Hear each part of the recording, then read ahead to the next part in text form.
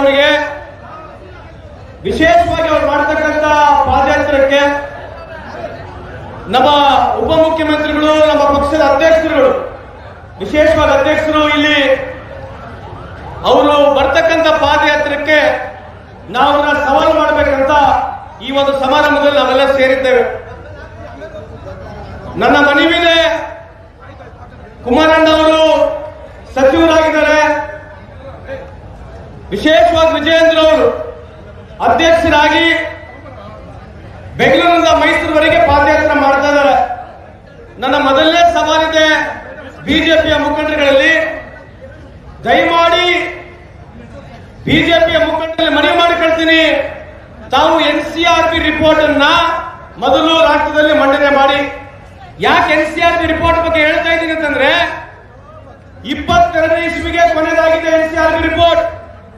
ಯಾಕೆ ಹೇಳ್ತಾ ಇದ್ದೀನಿ ಈ ಮಾತು ಅಂತಂದ್ರೆ, ದಯಮಾಡಿ ಪತ್ರಿಕಾ ಮಾಧ್ಯಮದವರು ಬಿಜೆಪಿ ಅವರಿಗೆ ಸವಾಲನ್ನ ಕೇಳಿ, ಕಳೆದ 3 ವರ್ಷದ ಅವಧಿಯಲ್ಲಿ 19, 20, 21 ಇಸ್ವಿಯಲ್ಲಿ ಭಾರತ ದೇಶದಲ್ಲಿ ಸುಮಾರು 35,000 ಯುವಕರು, ವಿದ್ಯಾರ್ಥಿಗಳು ಇಲ್ಲಿ ಆತ್ಮಹತ್ಯೆ ಮಾಡಿಕೊಂಡಿದ್ದಾರೆ.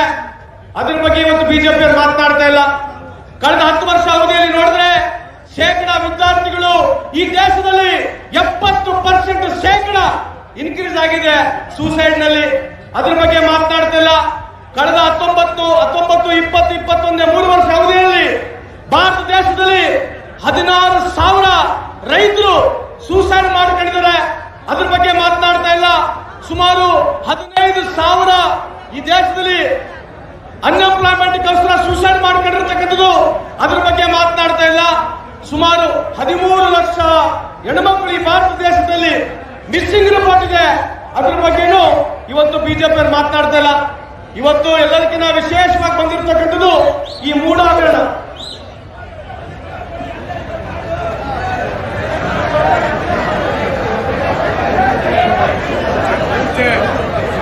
ನೋಡಿ, ದಯಮಾಡಿ ಚೆಕ್ ಮಾಡಿ.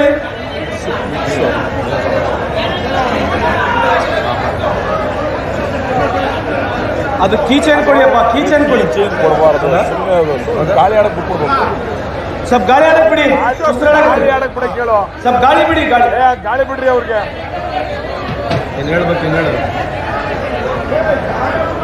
ಏನಾಗಲ್ಲ, ಗಾಬರಿ. ದಯಮಾಡಿ ಎಲ್ಲ ಕೂತ್ಕೊಳ್ಳಿ. ಸ್ವಲ್ಪ ಅವ್ರಿಗೆ ಕಿಡ್ಸ್ ಟೈಮ್ ಬಂದಿದೆ ಅಷ್ಟೇನೆ. ಎಲ್ಲ ದಯಮಾಡಿ ಕೂತ್ಕೋಬೇಕು, ಆಸೀನ ಆಗ್ಬೇಕು. ಸ್ವಲ್ಪ ಗಾಳಿ ಆಡಕ್ ಬಿಡ್ರಿ, ಗಾಳಿ ಆಡ್ತೀವಿ ಒಂಚೂರು. ದಯಮಾಡಿ ಜಾಗ ಬಿಡಿ, ಜಾಗ ಬಿಡಿ ಒಂಚೂರು ಕಡೆ ಎಲ್ಲ ಬನ್ನಿ. ದಯಮಾಡಿ ಬನ್ನಿ ಎಲ್ಲ ಈ ಕಡೆಗೆ. ಮಾಧ್ಯಮದವರು ದಯಮಾಡಿ, ಏನಾಗಿಲ್ಲ ಬನ್ನಿ.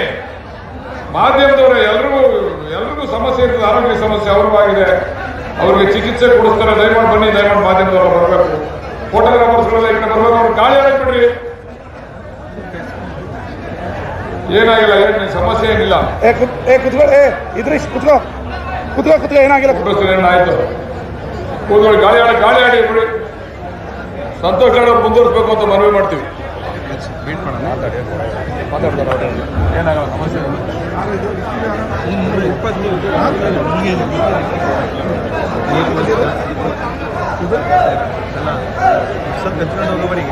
ನೀರು ಕುಡಿಸ್ತು.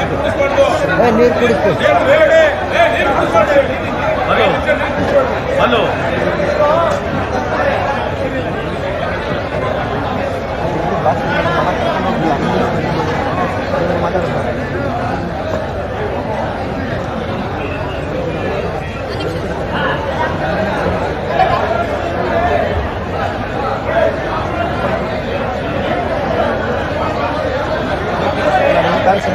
ಹೌದಣ್ಣ, ಚೆನ್ನಾಗಿದೆ. ಕಾಂಗ್ರೆಸ್ ಮಾಡಿದ್ದೀನಿ.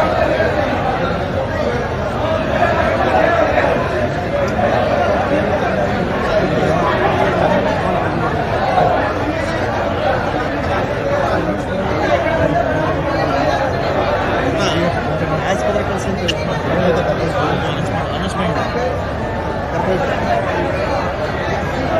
ಆಂಬುಲೆನ್ಸ್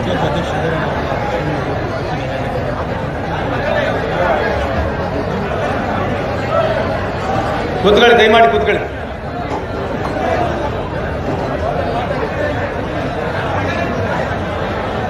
ಮಾಧ್ಯಮದವರು ದಯಮಾಡಿ ಬಿಜೆಪಿಯವರಿಗೆ ಸವಾಲುಗಳನ್ನ ಮಾಡಬೇಕು. ಈ ಮೂಢಾಗರಣದಲ್ಲಿ ಈ ಮೂಡ ಏನು ಅಬ್ರಾಹಿಂನವರು ಏನೋ ಅರ್ಜಿಯನ್ನು ಸಲ್ಲಿಸಿದ್ದಾರೆ ನಮ್ಮ ರಾಜ್ಯಪಾಲರಲ್ಲಿ, ಅವರಲ್ಲಿ 4 ಪ್ರಮುಖವಾದಂಥ ಪ್ರಶ್ನೆಗಳನ್ನ ಹೇಳಿದ್ದಾರೆ. ಒಂದು, ಅವ್ರು ಕೇಳ್ತಕ್ಕಂಥ ಪ್ರಶ್ನೆಗಳಲ್ಲಿ ಏನು ಈ ಭೂಮಿ ಯಾರ್ದಿದೆ, ವಿಶೇಷವಾದಂಥ ಇದು SC/ST ಗೆ ಭೂಮಿ ಸೇರ್ತಕ್ಕಂಥದ್ದು ಹೇಳ್ತಕ್ಕಂಥ ಮಾತನ್ನ ಇವತ್ತು 1936ನೇ ಇಸ್ವಿನಲ್ಲಿ ₹1 ಮುಖಾಂತರ ಆ ಆಪ್ಷನ್ ಅಲ್ಲಿ ತಗೊಂಡಿರೋದ್ರ ಮುಖಾಂತರ ಈ SC/ST ಏನು ಮಾತನ್ನು ಹೇಳ್ತಾ ಇದ್ದಾರೆ, ಅದಕ್ಕದು ಸೇರೋದಿಲ್ಲ ಅಂತ ಈ ಸಂದರ್ಭಕ್ಕೆ ಕೇಳಲಿಕ್ಕೆ ಇಚ್ಛೆ ಬಯಸ್ತೀನಿ. ಅವರು 98ನೇ ಇಸ್ವಿನಲ್ಲಿ ಡಿನೋಟಿಫಿಕೇಶನ್ ಆಗಿ 2004ನೇ ಇಸ್ವಿನಲ್ಲಿ ವಿಶೇಷವಾಗಿ ಎನ್ನೆ ಮಾಡಿ 2008ನೇ ಇಸ್ವಿನಲ್ಲಿ ಅವರು ಯಾರ ನಮ್ಮ ಭಾವಮಾಯ್ದ ಇದ್ದಾರೆ, ಸಿದ್ದರಾಮಯ್ಯ ಭಾವಮಾಯ್ದ, ಅವರಿಗೆ ಸಿಸ್ಟರಿಗೆ ಕೊಟ್ಟಿರ್ತಕ್ಕಂಥದ್ದು ಸಂಪೂರ್ಣ ಮಾಹಿತಿ ತಮಗಿದೆ. ನಂದು ಒಂದು ಪ್ರಶ್ನೆ ಇದೆ, ಬಿಜೆಪಿ ಅವರು ಸೈಟ್ ಕೊಟ್ಟಿದ್ರೆ ಸ್ಕ್ಯಾಮ್ ಆಗಿದೆ ಅಂತ ಅವ್ರು ಹೇಳ್ಬೇಕು. ನನ್ನಲ್ಲಿ ಮನವಿದೆ, ದಯಮಾಡಿ ಬಿಜೆಪಿ ಎಲ್ಲ ಮುಖಂಡರುಗಳು ನೀವೇ ಸೈಟ್ ಕೊಟ್ಟು ನಮ್ಮನ್ನ ಇವತ್ತು ಸ್ಕ್ಯಾಮ್ ಬಗ್ಗೆ ನೀವು ಮಾತನಾಡ್ತಾ ಇದ್ರೆ ದಯಮಾಡಿ ನೀವು ಇಡೀ ಕರ್ನಾಟಕದ ಜನತೆಗೆ ತಾವು ಬಂದು ಹೇಳಬೇಕು, ತಾವು ಕೊಟ್ಟಿರ್ತಕ್ಕಂಥ ಸೈಟು ನಿಜಕ್ಕೂ ಕಾನೂನು ಬಾಹಿರ ಅಂತ ನೀವು ತಾವು ಹೇಳ್ಬೇಕಂತ ಈ ಸಂದರ್ಭಕ್ಕೆ ಕೇಳಲಿಕ್ಕೆ ಇಚ್ಛೆ ಬಯಸ್ತೀನಿ. ಹಂಗಾಗಿ ನಾನು ಜಾಸ್ತಿ ಮಾತನಾಡಕ್ಕೆ ಹೋಗುದಿಲ್ಲ.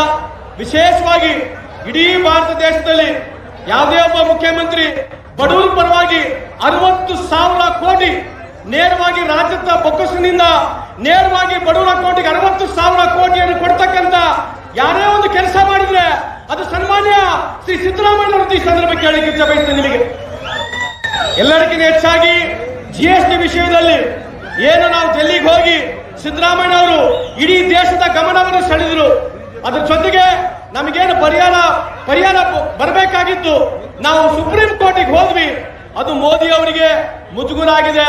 ಅದಕ್ಕೆ ಮೋದಿ ಅವರು ಇವತ್ತು ಸಿದ್ದರಾಮಯ್ಯ ಅವರ ಸರ್ಕಾರ ತೆಗಿಬೇಕು, ಎಲ್ಲ ಒಂದು ಇಲ್ಲದ ಸುಳ್ಳದ ಒಂದು ಅಪಾದ ಏರಿಸಬೇಕಂತ ಹೇಳಿ ಇವತ್ತೊಂದು ಪ್ರಯತ್ನವನ್ನು ಮಾಡಿ ಇವತ್ತು ಸಿದ್ದರಾಮಯ್ಯ ಅವರನ್ನ ಹಾಗೂ ನಮ್ಮ ಸರ್ಕಾರವನ್ನು ಬೆಳೆಸತಕ್ಕಂತ ಪ್ರಯತ್ನವನ್ನು ಮಾಡ್ತಾ ಇದ್ದಾರೆ. ಕಾಂಗ್ರೆಸ್ ಪಕ್ಷದ ಕಾರ್ಯಕರ್ತರು ನಾವು ಸ್ಟ್ರೀಟ್ ಫೈಟ್ ಮಾಡ್ತೀವಿ, ರಾಜಕೀಯವಾಗಿ ನಾವು ಫೈಟ್ ಮಾಡ್ತೀವಿ, ಕಾನೂನುಬದ್ಧವಾಗಿ ಕೂಡ ತಮ್ಮನ್ನ ಫೈಟ್ ಮಾಡ್ತೀವಿ ಅಂತ ಈ ಸಂದರ್ಭದಲ್ಲಿ ಹೇಳಿ ನನಗಿಲ್ಲಿ ಕರೆಸಿ ಮಾತನಾಡಲಿಕ್ಕೆ ಅವಕಾಶ ತಪ್ಪಿಕೊಂಡಿರ್ತಕ್ಕಂಥ ವಿಶೇಷವಾಗಿ ನಮ್ಮ ಶಾಸಕರು, ನಮ್ಮ ಜಿಲ್ಲೆಯ ಸಚಿವರುಗಳು, ನಮ್ಮ ಪಕ್ಷದ ಎಲ್ಲ ಕಾರ್ಯಕರ್ತರುಗಳು ಸೇರಿ ಈ ಒಂದು ಕಾರ್ಯಕ್ರಮ ಇಷ್ಟು ದೊಡ್ಡ ಪ್ರಮಾಣದಲ್ಲಿ ನಾವು ಆಯೋಜನೆ ಮಾಡಿದ್ದಕ್ಕೆ ನಾನು ವೈಯಕ್ತಿಕ ಪರವಾಗಿ, ಸರ್ಕಾರದ ಪರವಾಗಿ, ನಾವು ಕಾಂಗ್ರೆಸ್ ಪಕ್ಷದ ಪರವಾಗಿ ತಮ್ಮೆಲ್ಲರಿಗೆ ಅಭಿನಂದನೆ ಸಲ್ಲಿಸುತ್ತೇನೆ. ಈ ಸಂದರ್ಭ ಕೇಳಿ ನಾನು ಮಾತನ್ನು ಮುಗಿಸ್ತೇನೆ. ಜೈ ಜಯ ಕರ್ನಾಟಕ. ಶ್ರೀ ಸತೋಷ್ ರಾಠೋಡ್ ಅವರಿಗೆ ಧನ್ಯವಾದಗಳು.